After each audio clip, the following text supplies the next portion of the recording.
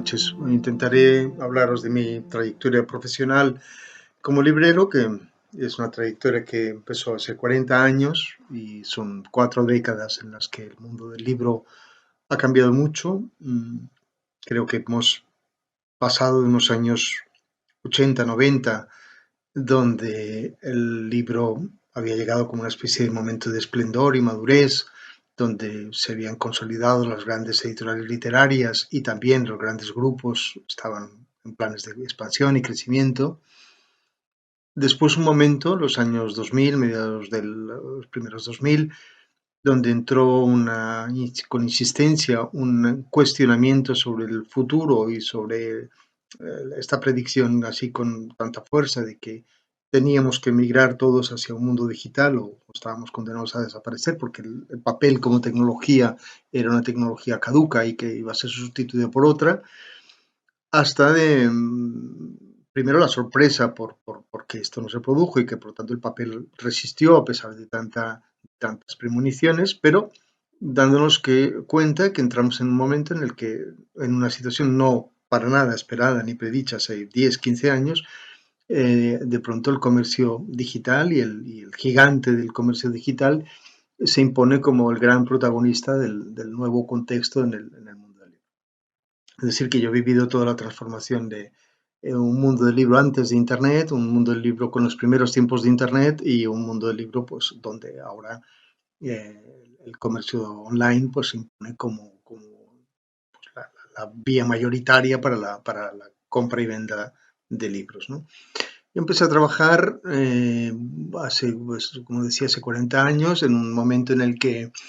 pues estudiaba, el trabajo en la librería fue casi por casualidad. Yo empecé, no sé, ahí iba a una librería a la que estaba cerca de la parada de autobús, donde cada día cogía el autobús para regresar de la universidad a mi casa y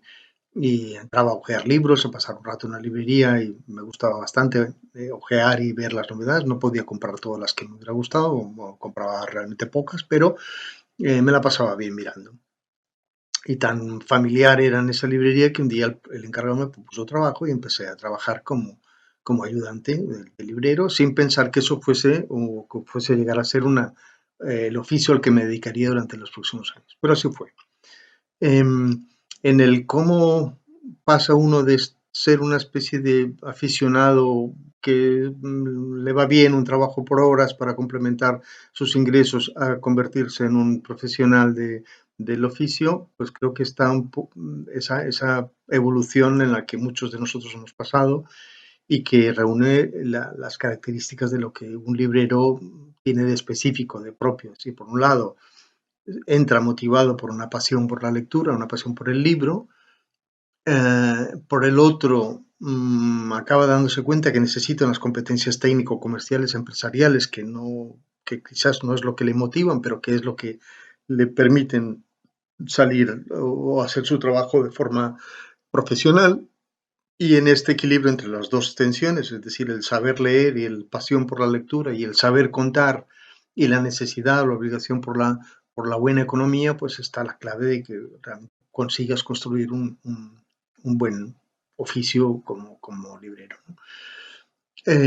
¿Cómo se produce esa transición, ese equilibrio entre las dos cosas? Tiene mucho que ver el que uno descubra o reconozca el placer y el conocimiento específico que está en el trajinar con los libros, ¿no? No solo en leerlos, porque sí, un librero es un buen lector, es un gran lector, tiene que ser un gran lector, pero antes que gran lector es alguien que sabe reconocer y sabe procesar y sabe trabajar con la información que se da antes y después de la lectura en el objeto libro como tal. Es decir, saber reconocer las portadas, las colecciones, los libros bien editados, la tipografía, la información sobre los autores y sabe vincular y relacionar ambas cosas. Un buen librero creo que es un lector que sabe crear vínculos entre lo que lee y las personas que pueden leer eso que él ha leído, ¿no? Y que eso uno lo descubre, no es algo que a priori uno conozca o quiera aprender, sino que una vez que está trabajando descubre que esa parte le apasiona, que eso que es específico del librero, que es ese conocimiento del libro en su materialidad, en su aspecto físico y en esa manera de conectar lectores entre sí, pues es lo que da de un oficio que no se parece a otros y que por lo tanto se tiene que aprender ejerciéndolo y no antes de esto. Claro, yo empecé en aquel momento, eso estaba en México, lo que tenía de atractivo en la librería en concreto en la que fui a trabajar era una librería que no había de todo, solo había libros muy bien elegidos, o sea, no había bestsellers, no había los libros que estaban en toda la librería, sino que había una persona detrás que escogía con mucho tiento, con mucho cuidado y con mucho acierto, pues aquellos libros que probablemente no que él fuera a leer, pero que él sabía que las personas que acudían a su librería podían estar interesados en él. Él sabía anticiparse a esos lectores, sabía reconocer lo que podía ser de su interés y construía pues esa especie de paisaje de lecturas posibles a base de su intuición, sus gustos y su conocimiento. Y es un poco lo que sin darme cuenta fui aprendiendo y cuando lo aprendí dije, pues, hostia, esto me gusta y lo quise seguir desarrollando. Además, en aquel momento la librería se dedicaba, o una buena parte de su fondo eran libros no originales de México, sino importados de España o de Argentina, ¿no? Y entonces el poder ofrecer libros que eran, la librería actuaba como una especie de ventana hacia el mundo editorial y lo que se estaba produciendo cultural editorialmente fuera de la ciudad de México y por lo tanto la gente iba porque no tenía otra forma de atisbar qué era lo que se veía a través de esa ventana. Eh, y bueno, creo que muchas librerías en aquellos años, en los años, todavía hasta los años 90, teníamos esta función de ser ventanas hacia cosas que ocurrían fuera del entorno de una ciudad determinada. Y habían ciudades importantes en Europa y en América que tenían sus grandes librerías internacionales donde la gente iba a ver qué llegaba de lo que se estaba publicando, qué era lo que se estaba escribiendo, lo que se estaba pensando y lo que se estaba eh, mostrando en el mundo del arte en otros países, ¿no?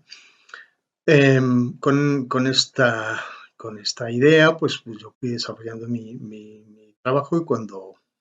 tuve oportunidad de venir a Barcelona, pues seguía más o menos como especialista en ese punto internacional, ¿no? Sí, hace 25 años que abrimos la central. En ese momento la idea era proponer justamente esto, una librería especializada y una librería internacional, especializada en el sentido de que ofrecía al público académico, concentrar unas áreas académicas concretas, le ofrecía un acceso a una información que en ese momento no estaba en otras partes, no podía acceder salvo en bibliotecas o en librerías, y al mismo tiempo ofrecíamos esa ventana hacia la edición internacional. Claro, eso fue así muy bien durante los primeros años, pero claro, en aquella época no existía Google, ¿no? Con Google todo cambió, con Internet todo cambia en este aspecto. Ya no podemos ser una puerta de acceso a la información, porque hay otras, y hay otras más eficaces y más inmediatas, y tampoco somos una muestra de lo que se publica o edita fuera, porque la gente tiene otros mecanismos más eficaces, más rápidos para hacerlo. No obstante, conseguimos adaptarnos a ello, a los cambios y este cambio entonces, quizás sin darnos cuenta, porque no fue una cuestión que surgiera de un momento a otro, sino que en el transcurso de los años, uno se iba dando cuenta que había cosas que ya no podían seguir siendo como hasta ahora. Y una de las constantes, lo que no cambiaba y que descubrimos que no estaba en el punto de información previa antes de empezar, y es que la gente, los lectores,